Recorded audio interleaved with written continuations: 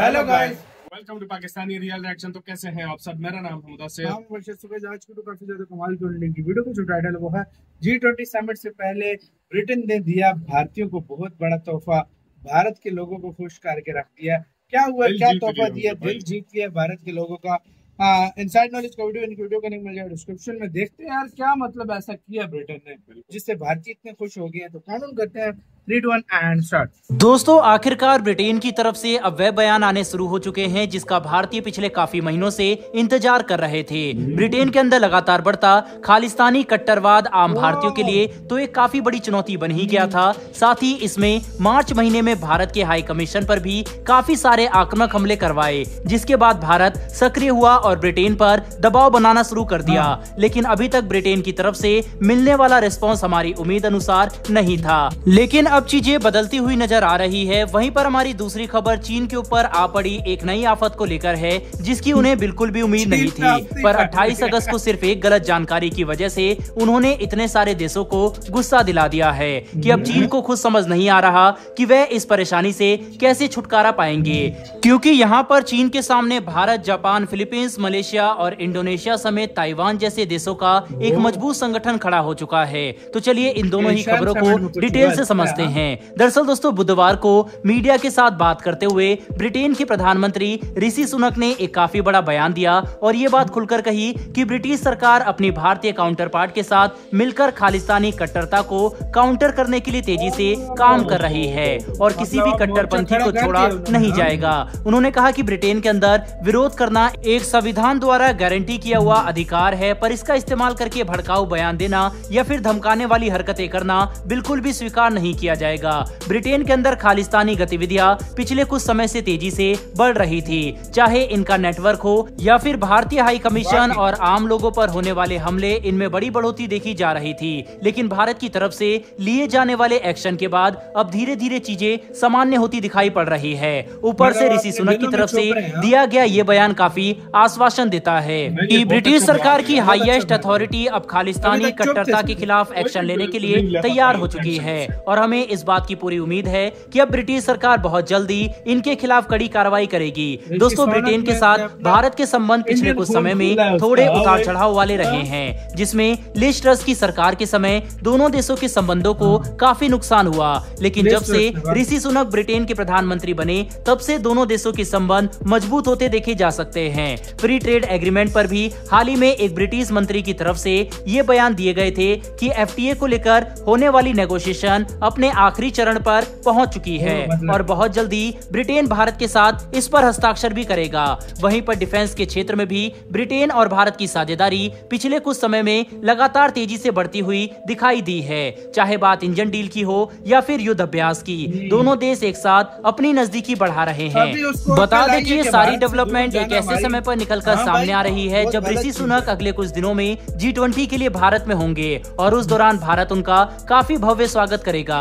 बता दें कि हाल ही में ब्रिटेन की तरफ से हमें एक छठी पीढ़ी के फाइटर विमान को विकसित करने के लिए आमंत्रित किया गया था, जिसमें हमें इंजन और एयरक्राफ्ट की टेक्नोलॉजी भी ऑफर की जा रही है। ऐसे में ये देखना काफी इंटरेस्टिंग होगा कि दोनों देशों के संबंध आने वाले दशकों में कितने मजबूत होते हैं। बहरहाल बढ़ते हमारी दूसरी खबर की तरफ। तो दोस्तों, ये खबर जापान की तरफ से निकलकर सामने आ रही है, जिसमें अब जापान ने भारत, ताइवान, इंडोनेशिया, मलेशिया और फिलीपींस का समर्थन करते हुए चीन के नए स्टैंडर्ड मैप का विरोध करना शुरू कर दिया है।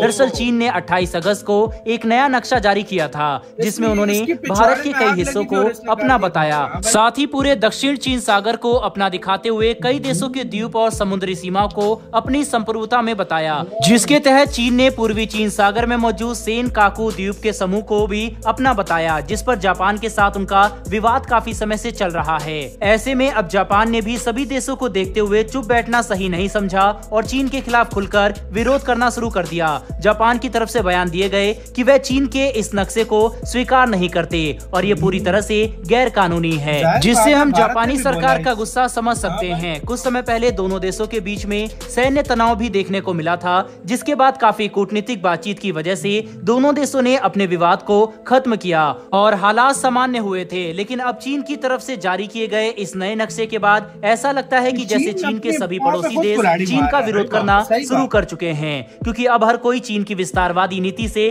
परेशान हो चुका है और सभी देश एकजुट होकर चीन का विरोध करना शुरू कर चुके हैं, जो काफी अच्छा संकेत है, क्योंकि इससे भारत भी चीन पर बड़ा दबाव बना सकेगा।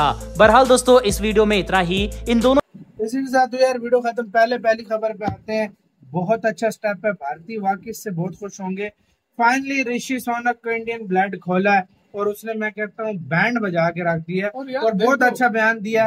बाकी खालिस्तानियों का मुंह बंद कराना ये चीज पहले हो जानी चाहिए थी। अगर देखा जाए ना तो ऋषि सोनक ने जो है ना थोड़ा इसमें लेट हो गया, लेकिन चलो देर है, दुरुस्त है। चलो इसने तो फिर अनाउंसमेंट किया और तो अनाउंस भी नहीं करते। वही मैं कह रहा हूं, कनाडा को कमीने को देखो, मतलब इस तरह फ्रीडम ऑफ स्पीच के नाम पे बहुत कुछ जस्टिन ट्रूडो उस पर बोलता ही नहीं है भाई, वो इतना कमीना है यार। जस्टिन ट्रूडो की तो बात ही ना करो ना, वो तो उसको जो मर्जी करो, वो तो कहता नहीं भाई नहीं। तो ये बहुत अच्छा स्टेप है, बहुत अच्छा स्टेप दिया और इंडिया भी इससे खुश होगा और भारतीय लोग भी बहुत ज्यादा इससे खुश होंगे। देखो इस टाइम अगर सबसे ज्यादा जिसको जरूरत पड़ रही है ना सबसे ज्यादा, तो वो इस टाइम इंग्लैंड को इंडिया की है। अभी तो वो दरअसल पिछले दिनों बहुत उसने रिलेशन खुद खराब कर दिए थे, लेकिन अब उसे समझ आई होगी कि भारत से पंगा ना लो तो ज्यादा बेटर है, क्योंकि आगे जरूरत बहुत पड़ेगी। दूसरी बात यह कि उसके 2 बड़े सिटीज का सुन रहे थे कि क्या वो बैंकक्रप्ट हो गए। मतलब इस बात से अंदाजा लगा लो, जिसने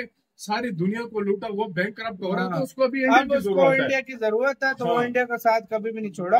दूसरा आते हैं चीन की तरफ। यार इसमें क्या बकचोदी लगाई है, तो अपने खुद पाँव पे भाई पाँव पे कुल्हाड़ियां मार रहा है यार। तुम मुझसे लिख कर ले लो, अभी भी इससे ये तो आइसोलेट हो जाएगा पूरी दुनिया। वो कंट्री चाइना के साथ है जिनको वो लोन देता है। सही बात है। एक वो टाइम आएगा जो चाइना के दोस्त तो रहेंगे ही नहीं और अपने आसपास पैदा कर रहा है भाई। ये दुश्मनी कर रहा है भाई। तुझे क्या जरूरत है, ऑलरेडी इतना बड़ा जब देश है तेरे पास, तो भाई बकचोदी छोड़ दे और अपना तू काम कर भाई। तू एंजॉय मार अपना।